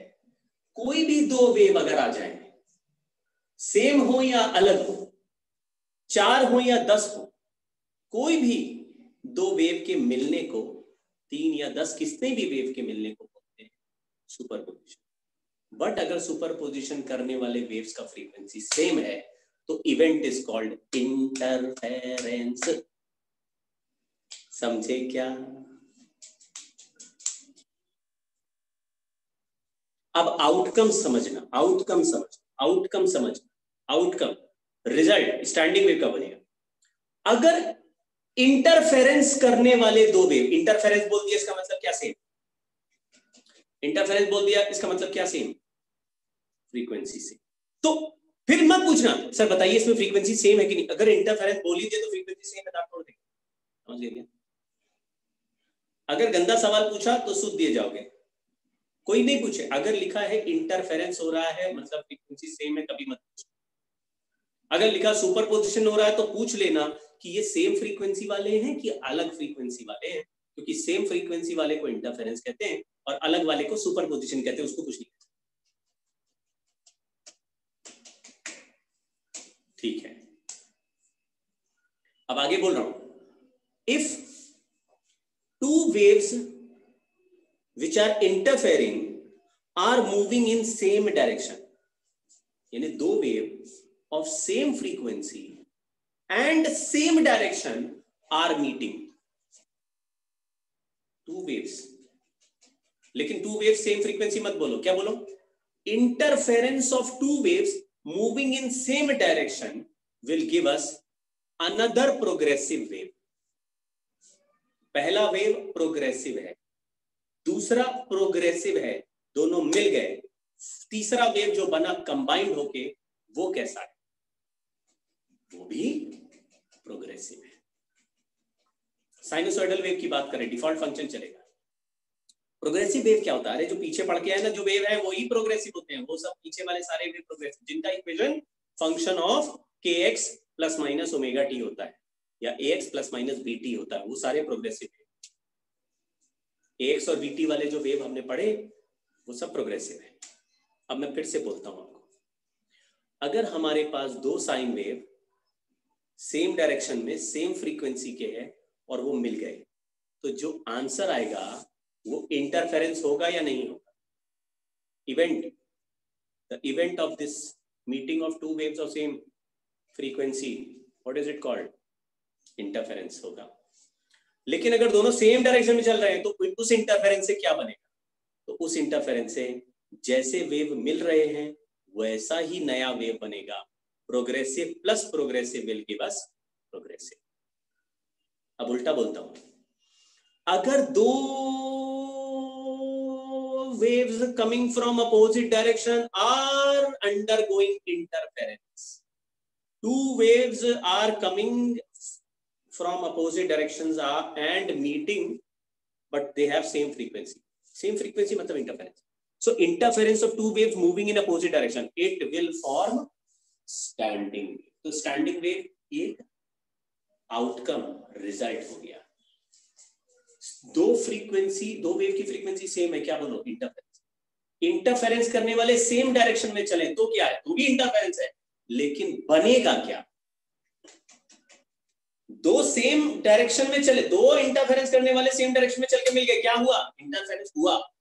इवेंट का नाम इंटरफेरेंस, लेकिन क्या बना, प्रोग्रेसिव बना। अपोजिट डायरेक्शन में दो सेम फ्रीक्वेंसी के मीट कर गए, क्या हुआ, हुआ इंटरफेरेंस, लेकिन बना क्या।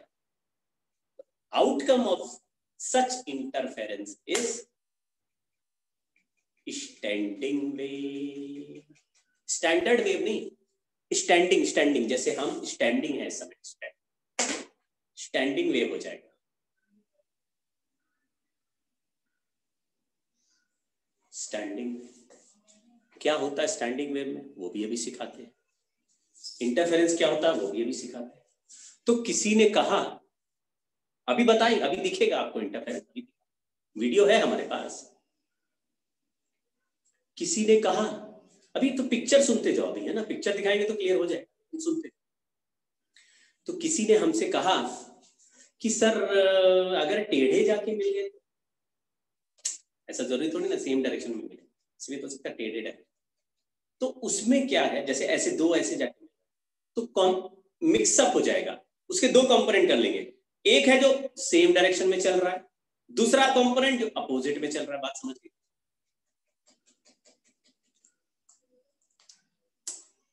हमको कुछ सॉल्व नहीं करना है, ऐसे टेढ़े वाला कुछ सॉल्व नहीं करना, लेकिन टेढ़े जाके मिले तो इवेंट को क्या कहते हैं?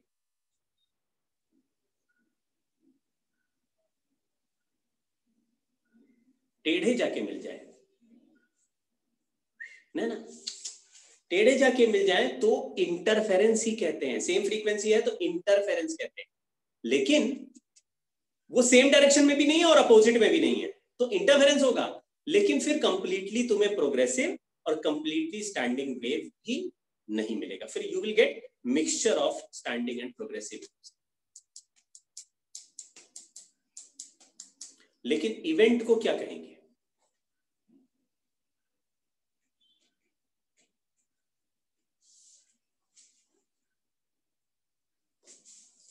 तो इंटरफेरेंस में progressive plus progressive equal to progressive वाला हमारे सिलेबस में नहीं है क्या? उसको अलग से नहीं पढ़ाते हैं क्योंकि वो वैसे ही सॉल्व हो जाता है, मतलब उसमें कुछ करना ही नहीं है। लेकिन इंटरफेरेंस का जनरल बात हमारे सिलेबस में है, वो भी अभी सिखाता हूँ। मतलब how do we solve interference. Standing wave के लिए डेफिनेशन लिख लेते क्या?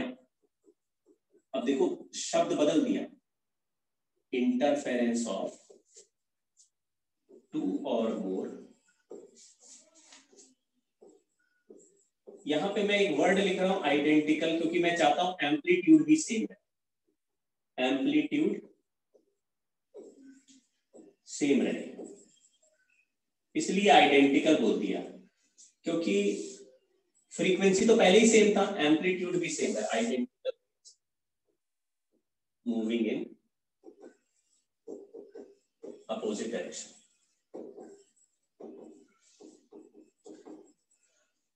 बताओ इस डेफिनेशन में मैंने फ्रीक्वेंसी सेम है ऐसा तो लिखा ही नहीं, तो हमें कैसे पता कि स्टैंडिंग वेव बनेगा ही? फ्रीक्वेंसी सेम है ऐसा तो लिखा ही नहीं मैंने।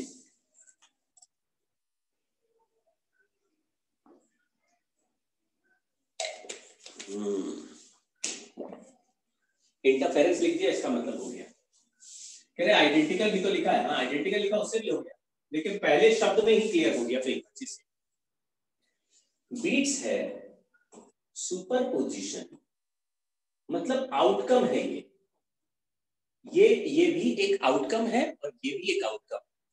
Superposition of two waves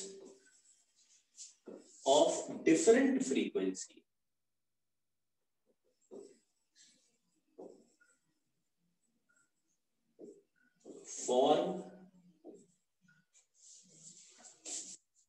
form beats.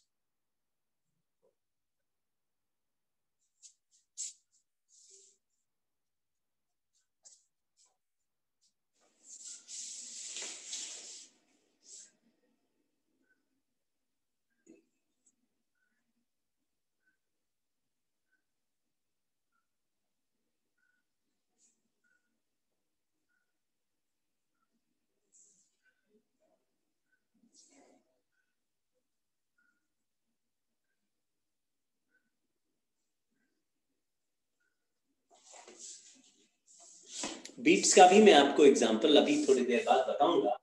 पहले हमारा जो काम है वो इंटरफेरेंस को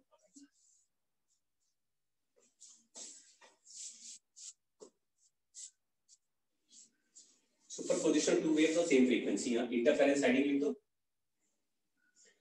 यहां पे दो इक्वेशंस भी लिखे हैं मैंने, देखो ध्यान से। ओमेगा टी प्लस के एक्स लिखा है, ये भी ओमेगा टी प्लस के एक्स लिखा है, यहाँ A1 लिखा है या A2 लिखा है। और ये जो सोर्स दो है, ये दो सोर्स है, दोनों का फ्रीक्वेंसी सेम है। मुझे कैसे पता चला? क्योंकि इसमें भी ओमेगा लिखा है और इस इक्वेशन में भी ओमेगा लिखा है, समझ? यहां से यहां पे दोनों वेव पहुंच के आ रहे हैं, ये भी वेव चलते हुए जा रहा है और ये वेव भी चलते हुए जा रहा है। दोनों का फ्रीक्वेंसी सेम है तो वेवलेंथ भी सेम ही होगा, क्योंकि स्पीड भी सेम है। तो दो वेव अगर चलते हुए इस बीच के पॉइंट पर पहुंचे जहां पे मैंने एक डिटेक्टर रख दिया या हम खुद खड़े, दो साउंड वेव मेरे पास आ रहे हैं लेकिन दोनों की फ्रीक्वेंसी सेम, तो एक का डिस्टेंस यहां से x1 है और दूसरे का डिस्टेंस यहां से x2 है। तो बोलो इसके इक्वेशन में x की जगह क्या लिखेंगे? यहां लिखा हुआ A1 sin omega T plus के एक्स है, लेकिन यहां से डिस्टेंस x1 है, तो x की जगह क्या लिखेंगे, x1, और इधर में डिस्टेंस x2 है, तो फेज का जो वैल्यू है यहां kx2 हो जाएगा। तो दोनों में ओमेगा टी का वैल्यू तो सेम है, लेकिन x1 और x2 के वैल्यू अलग होने से यहां पे एक फेज डिफरेंस आ जाएगा। समझ गए? जैसे ये है ओमेगा टी प्लस 30 डिग्री और ये है omega T plus 40 degree. Omega T दोनों का सेम है, लेकिन एक में 30 डिग्री है, एक में kx1 है, एक में kx2। k और x मिला के एक फेज बन जाता है, एंगल बन जाता है, बोला था।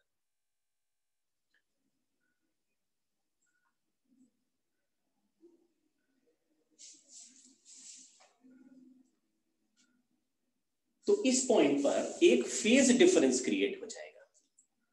तो अगर मैं ऐसा लिखूं कि फेज डिफरेंस एट, यहां इस पॉइंट को P लिख देता हूं, at point P is created due to path difference। देखो, एक फेज का वैल्यू बोला मैंने kx1, दूसरे फेज का वैल्यू बोला kx2। ओमेगा 2 क्यों नहीं, ओमेगा टी क्यों नहीं लिख रहे? क्योंकि ओमेगा दोनों का सेम है और टाइम भी सेम है। अगर एक सेकंड बाद पूछूंगा तो ओमेगा टी और ओमेगा टी आपस में कट जाएंगे। चाहो तो लिख लेते हैं ऐसा क्या, फेज 1 और फेज 2, और दोनों में kx2 कर दिया, sorry, kx1 plus omega T, kx2 plus omega T. तो phi2 माइनस phi1 निकाला तो k x2 माइनस x1 आ गया। इसको phi लिख दिया, k की जगह 2 pi by lambda into delta x लिख दिया। ये नोट करो, इस डेल्टा x को कहते हैं पाथ डिफरेंस, और इस फाई को कहते हैं फेज डिफरेंस। एसएचएम की कहानी अभी याद दिलाऊंगा, यानी दोनों सोर्सेस से अलग अलग डिस्टेंस चल के कहीं पर वेव पहुंचे, दोनों एक जैसे वेव है पर डिस्टेंस अलग चल के आए, इसलिए उनके बीच में फेज डिफरेंस क्रिएट हो गया। तो एक साइन फंक्शन में sine omega T plus phi 1, दूसरे में sine omega T plus phi 2 है। दोनों का फेज डिफरेंस देखेंगे तो फाई 2 माइनस फाई 1 का वैल्यू kx2 माइनस x1 हो जाएगा। इसको ऐसे भी समझ सकते हो कि जैसे यूनिटरी मेथड है, अगर ये वेव पल्स लैम्डा की है तो यहां से यहां तक में जो फेज होता है वो 2 पाई होता है। ये हमने लास्ट क्लास में देखा था। पूरे एक साइन वेव का जो एंगल होता है वो कितना होता है, 2 पाई। तो लैम्डा का फेज है 2 पाई, तो यूनिट लेंथ का फेज है 2 पाई बाय लैम्डा। तो डेल्टा एक्स के जो पाथ डिफरेंस पे जो फेज है वो 2 pi by lambda into delta x. Unitary method समझे? तो अगर तुम ऐसे भी देखोगे तो k का वैल्यू 2 पाई बाय लैम्डा था, 2 पाई बाय लैम्डा।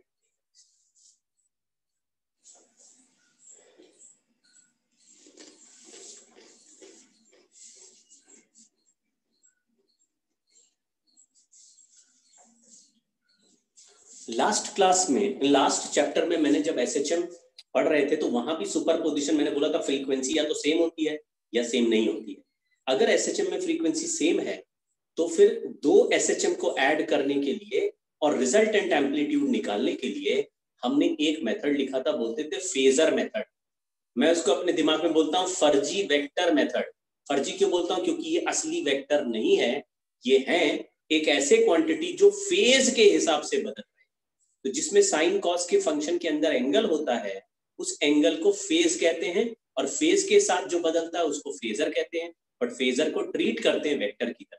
तो बोलो, एक वेक्टर है a1 sin ओमेगा टी जे समथिंग, तो इसका मैग्नीट्यूड वेक्टर का a1 है, जबकि इसका मैग्नीट्यूड a2 है, और दोनों वेक्टर के बीच में कितने का एंगल का डिफरेंस कितना है? फेज डिफरेंस मतलब एंगल, डायरेक्शन का डिफरेंस। तो इतना एंगल है दोनों के बीच में।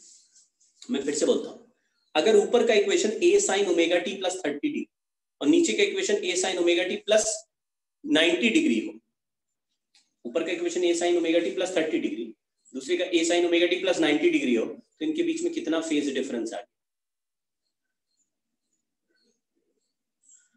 तो आप तुरंत इमेजिन करो कि ये दो वेक्टर है 60 डिग्री पर सेपरेटेड, तो क्या इनका रिजल्टेंट एम्पलीट्यूड निकाल लोगे? तो क्या इनका रिजल्टेंट एम्पलीट्यूड निकाल लोगे? इसमें डायरेक्शन का फर्क नहीं पड़ता, देखो कैसे भी आ रहा है, क्या ये सेम डायरेक्शन में चल रहे हैं वेव, क्या ये दोनों वेव सेम डायरेक्शन में चल रहे हैं, कैसे चल रहे हैं उससे फर्क नहीं पड़ता, बट वहां जहां पहुंच गए वहां पे दो अलग अलग फेज पे पहुंचे, दोनों के फंक्शन में फेज अलग आ रहा है, चाहे डिस्टेंस की वजह से अलग आ रहा है या ऑलरेडी क्वेश्चन में दिया इसलिए अलग आ रहा है, हमको उससे फर्क नहीं पड़ता। ये जो इक्वेशन हमने लिखे ये तो हमने ही लिखे ना, ये तो इक्वेशन भी अलग अलग हो सकते हैं, हो सकता है ये साइन ओमेगा टी प्लस के एक्स प्लस पाई हो, या साइन ओमेगा टी माइनस के एक्स, अपोजिट से आएंगे तो एक प्लस के एक्स होगा एक माइनस के एक्स होगा। मैंने जो बोला इस बात का मतलब समझे?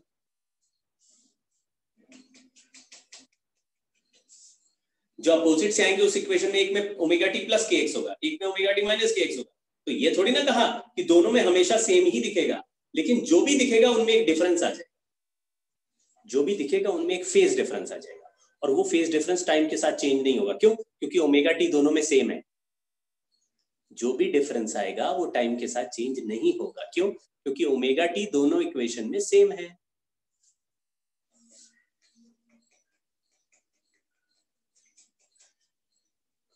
अगर दो इक्वेशन में ओमेगा टी सेम हो जाए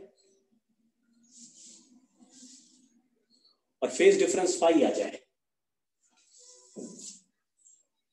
तो क्या हम रिजल्टेंट एम्पलीट्यूड बता सकते हैं? मैं यहां ऊपर यहां लिख देता हूं, तो using phasor method A resultant equal to under root of A1 square plus A2 square plus 2A1 A2 cos phi। क्या ये एक आंसर आप याद कर पाएंगे?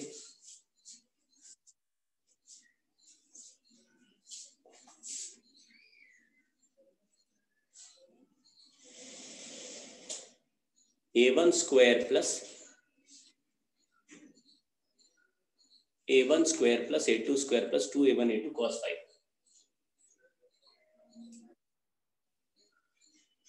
इसमें ऊपर नीचे नहीं है, पीपीटी पे चल रहा है।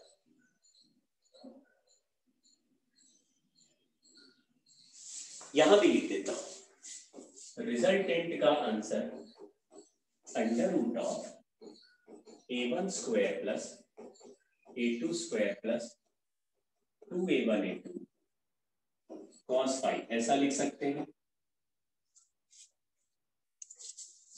फेजर मेथड है, इसको आप एक्सप्लेन नहीं करते।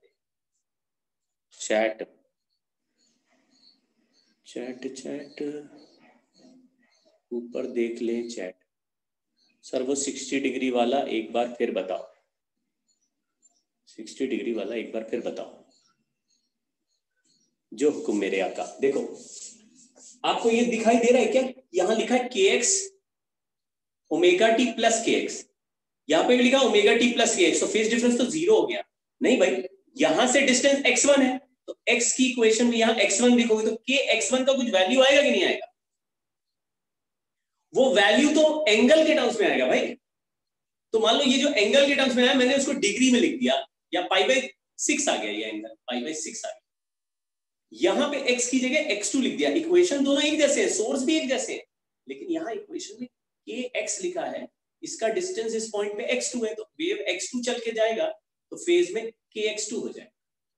तो इसका जो फेज है वो kx2 हो गया, तो मान लो उसका वैल्यू π/2 हो गया, 90 डिग्री।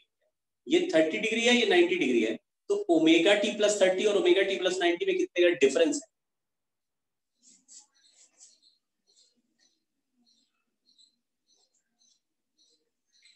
तो अगर दो वेक्टर के बीच में 60 डिग्री का डिफरेंस हो, अब इसमें भी देखोगे एक वेक्टर A1 है, दूसरा A2 है।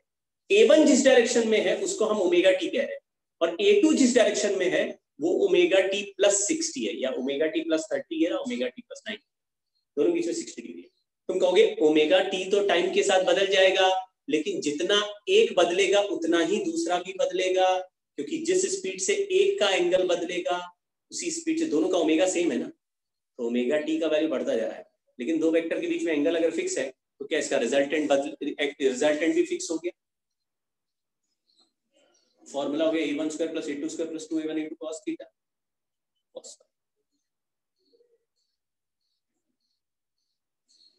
ठीक है, अब इसी रिलेशन को बस आखिरी के एक दो पॉइंट और लिखा। ये हमने लिखा a resultant is a1 square plus a2 square plus 2a1 into cos phi, ये लिख दिया। अब इसको स्क्वायर कर दिया। क्या आपको पता है कि एम्पलीट्यूड का स्क्वायर इंटेंसिटी के प्रोपोर्शनल होता है? तो स्क्वायर की जगह इंटेंसिटी, स्क्वायर की जगह इंटेंसिटी, स्क्वायर की जगह इंटेंसिटी, तो नॉर्मल की जगह रूट ऑफ इंटेंसिटी। ये कोई समझा इक्वेशन?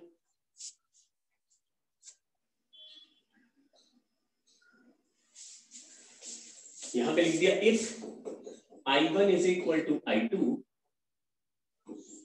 अगर I1 की जगह भी I लिख दे, I2 की जगह भी I लिख दे, इसकी जगह भी I और इसकी जगह भी I, तो जगह I plus 2I cos theta. I resultant is 2 bracket 1 plus cos theta या cos phi into I। 1 plus cos theta को 2 cos स्क्वायर थीटा बाई 2 लिखते हैं, तो 4I cos square phi by 2, ये रिजल्ट है।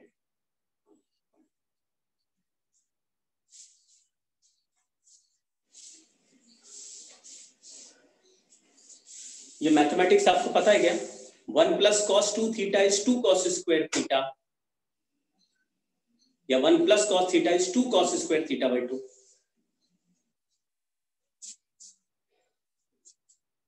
इसको मैंने ऐसे भेज दिया।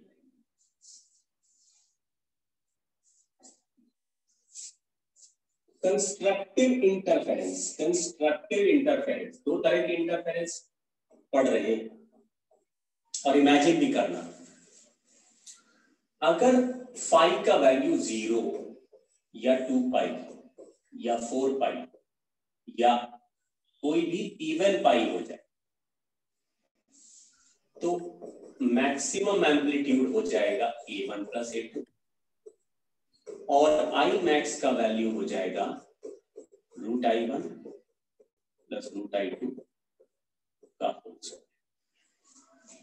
और पिक्चर ऐसे दिखेगा, देखो अगर एक वेक्टर a1 हो और दूसरा वेक्टर a2 और दोनों सेम डायरेक्शन में हो, तो इनका बीच में एंगल कितना है? दोनों सेम डायरेक्शन में, इनका कितना एंगल है?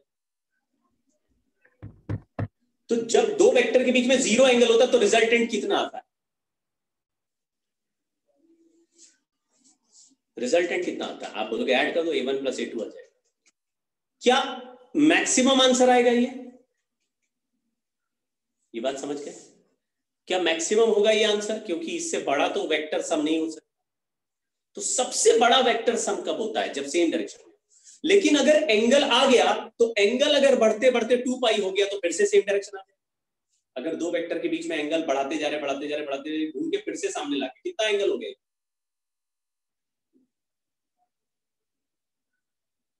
तो 2 पाई के बाद 4 पाई या 6 पाई या 8 पाई या 2n पाई, 2n पाई हो जाए तो आंसर a1 प्लस a2 और रूट समझ के।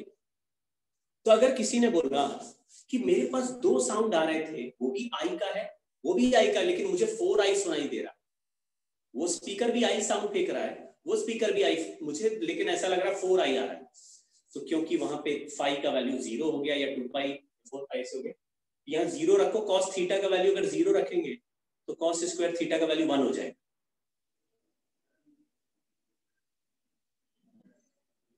तो रिजल्टेंट का वैल्यू 4 है।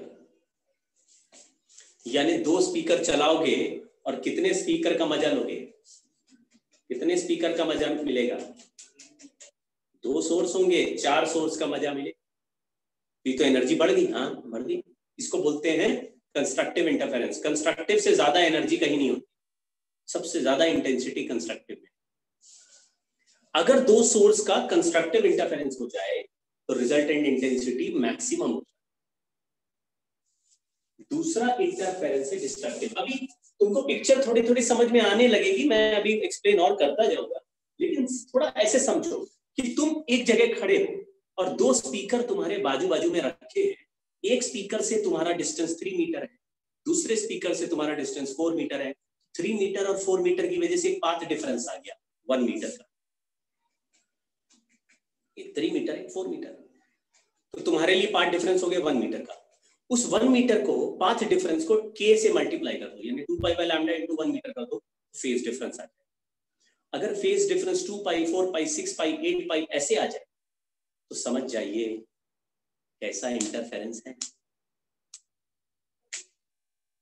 कैसा इंटरफेरेंस है, कंस्ट्रक्टिव। ऐसे इंटरफेरेंस की जगह पे तुम्हें साउंड जरूरत से ज्यादा सुनाई देगा, मैक्सिमम सुनाई देगा। यहां पे मैं पाथ डिफरेंस भी लिख रहा हूं।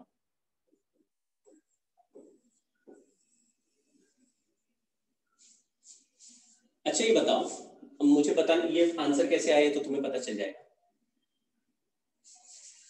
फेज डिफरेंस लिखा है 2n पाई, और 2 पाई कितने लेंथ के बराबर होता है? 2 पाई कितने लेंथ के बराबर होता है?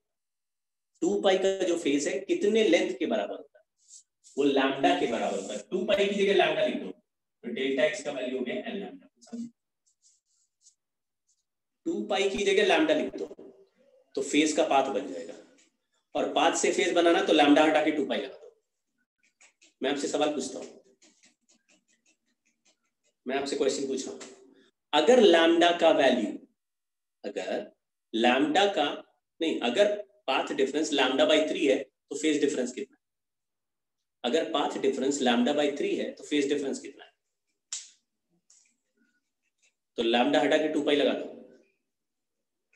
क्योंकि लैम्डा 2 पाई के बराबर होता है फेज में। फिर से सुनो, अगर लैम्डा 2 पाई, लैम्डा बाई 3 है तो पाथ फेज डिफरेंस क्या होगा? 2 पाई बाई 3। ऐसे इंटर कन्वर्ट, अगर फेज डिफरेंस पाई बाई 3 है, फेज डिफरेंस पाई बाई 3 है, फेज डिफरेंस पाई बाई 3 है तो पाथ डिफरेंस कितना है? फेज डिफरेंस पाई बाई 3 है तो पाथ डिफरेंस क्या है? तुम बोलोगे पाई, 2 पाई तो लैम्डा के बराबर होता है, तो पाई किसके बराबर होता होगा? 2 पाई तो लैम्डा के बराबर होता है, तो पाई किसके बराबर होगा? लैम्डा बाई 2 के। तो लैम्डा बाई 2 लिख दो पाई की जगह। तो ऐसे इंटर कन्वर्ट तुरंत कर सकते हैं, ज्यादा मुश्किल नहीं। अब मैं उल्टा बोल रहा हूं, अगर मैं आपको 2 वेक्टर दे दूं और बोलूं इनको कहीं भी अरेंज कर सकते हो, तो बताओ मिनिमम एम्पलीट्यूड के लिए दोनों वेक्टर के बीच में कितना एंगल होना चाहिए? मिनिमम लाने के लिए 2 वेक्टर के डायरेक्शन में कितने का एंगल आना चाहिए? इफ फाई इक्वल टू पाई, 3 पाई, 5 पाई या ऑड पाई होगा,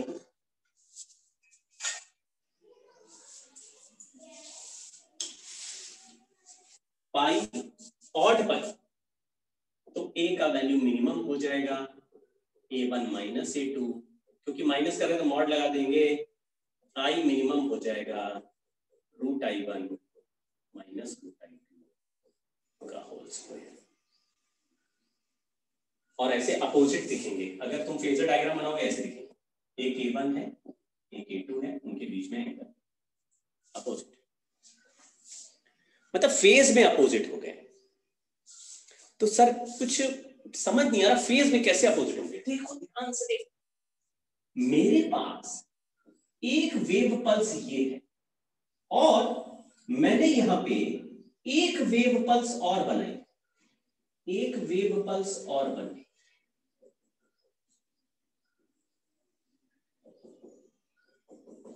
दोनों वेव पल्स का वेवलेंथ बराबर है, दोनों वेव पल्स का वेवलेंथ बराबर तो फ्रीक्वेंसी भी बराबर है, लेकिन जिस समय एक वेव पल्स प्लस A1 पे जा रहा है, उसी समय, उसी के समय पर दोनों वेव पल्स आपस में सुपर पोजिशन करेंगे, मतलब ऐसे पच मिला दूंगा, तो बताओ ये पार्टिकल प्लस A1 पे जाना चाहता है और वही पार्टिकल दूसरे वेव से -A2 पे जाना चाहता है, अगर इनको पक्ष मिला दूं तो बताइए ये रिजल्टेंट वेव पल्स कैसा दिखेगा? तो ऐसा दिखेगा।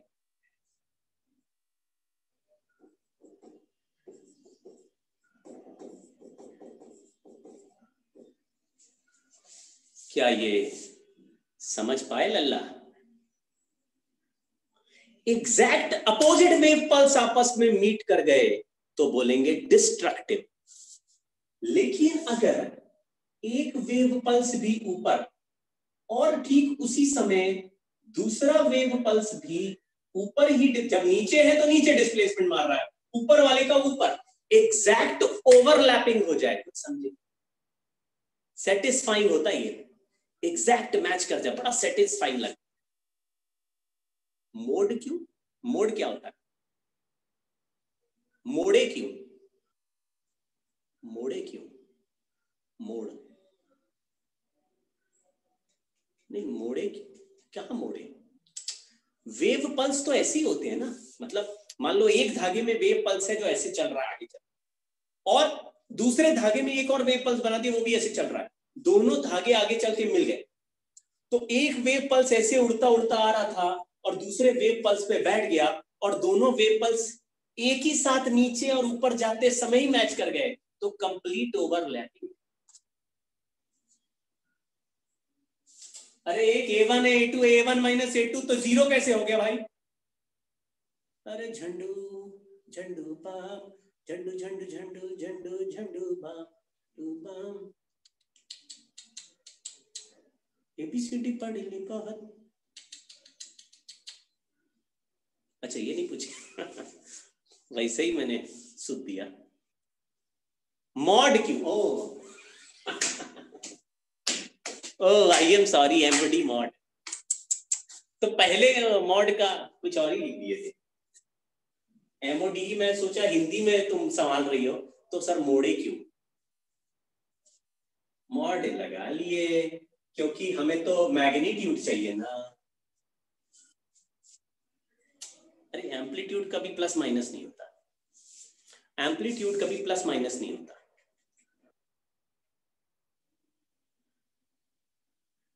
एम्पलीट्यूड कभी प्लस माइनस नहीं होता। जैसे एसएचएम का एम्पलीट्यूड, मैंने बोला एक पार्टिकल का एसएचएम का एम्पलीट्यूड 2 मीटर है, तो वो +2 है या -2 है? अरे +2 भी और -2 भी है, लेकिन एम्पलीट्यूड बोलते तो प्लस में ही है।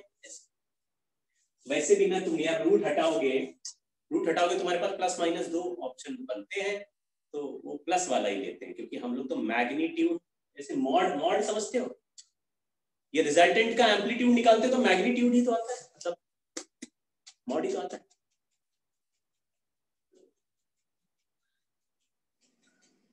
हाँ ठीक है, उस पर ध्यान नहीं देना है, गलत चीज पे मुड़ गए हो। कंस्ट्रक्टिव इंटरफेरेंस समझेगा लल्ला? बोलो कितना अच्छा तो डायग्राम बनाया, मीट कर रहे, ये देखो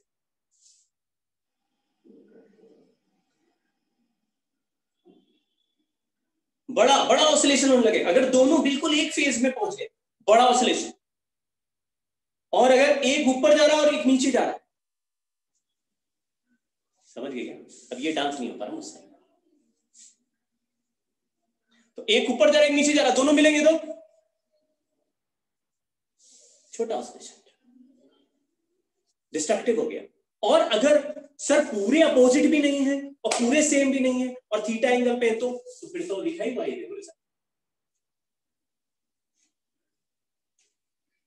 ये तो लिखा ही हुआ है। ये कब के लिए है? जब फेज का वैल्यू पूरा जीरो भी नहीं बना है और पूरा मैक्सिमम भी नहीं बना है, पूरा डिस्ट्रक्टिव भी ना हो और पूरा कंस्ट्रक्टिव भी ना हो, और बीच में कोई एंगल आ जाए, उसके लिए लिखा है। तो ये वाले जो आंसर है वो क्या बता रहे हैं? वो जनरल आंसर बता रहे हैं कि अगर थीटा 30 डिग्री आ गया, मतलब ये जो फेज डिफरेंस है 30 डिग्री, 40 डिग्री, 50 डिग्री, 60 डिग्री, 70, 80, 100, 200, 300, कुछ भी ऐसे बीच का नंबर आ रहा है, तो इसमें रख दो वैल्यू।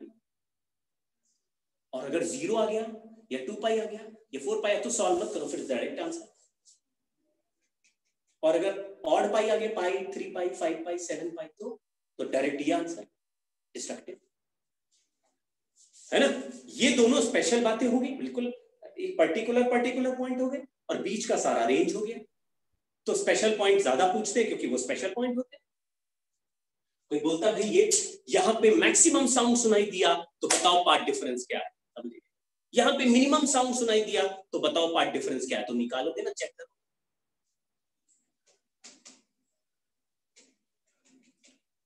ठीक है,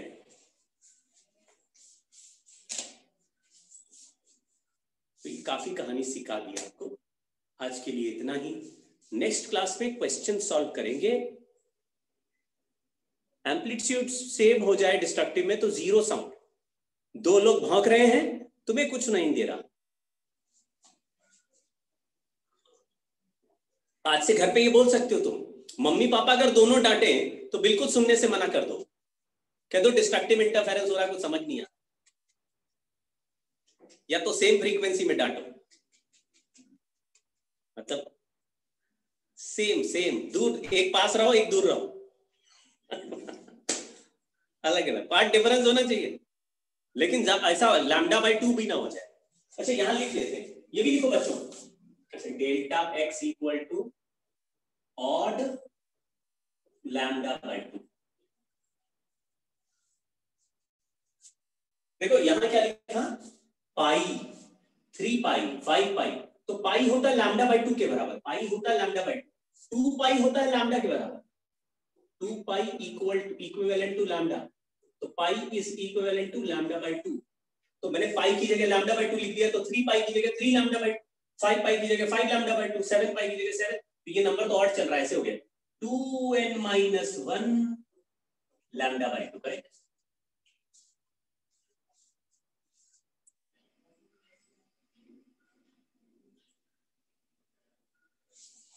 तो बच्चों आज के लिए इतना ही, नेक्स्ट क्लास में फिर से मुलाकात होगी, तब तक के लिए नमस्कार।